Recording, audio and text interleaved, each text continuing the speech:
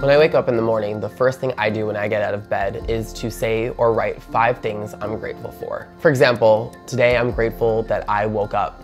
I'm grateful that I have clean water to drink. I'm grateful that I have people that I can call and will listen to me and lend their support. I'm grateful that I have the ability to travel and meet new people. And I'm grateful that I can see. As someone who used to wear glasses, that is a big one for me.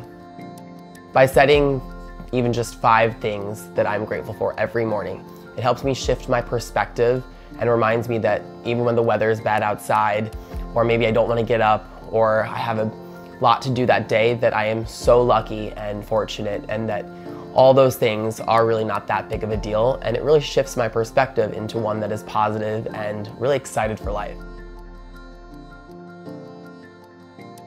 My relationship with my phone is one that I think most people would be surprised by. For me, the phone is a necessary part of my life and my career, as a huge part of my career is through social media, which is done on my phone. Our phones are going to induce some sort of stress, and it's usually a negative one, whether we realize it or not, and that's why it's not the first thing I look at when I wake up in the morning.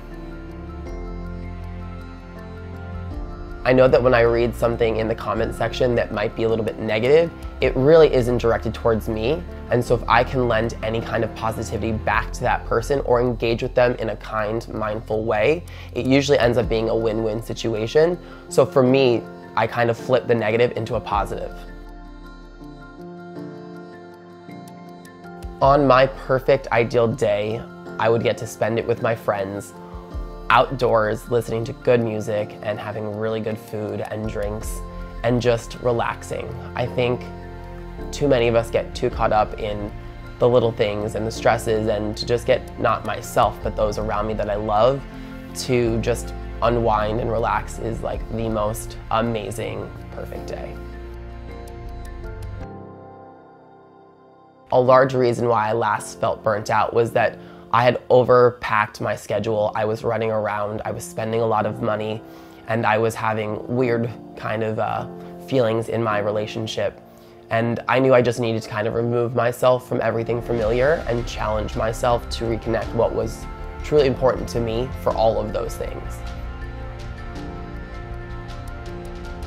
My favorite well-being tip is to not only set your intentions for the day, but also to stop throughout the day and have little symbols that remind you how amazing life is.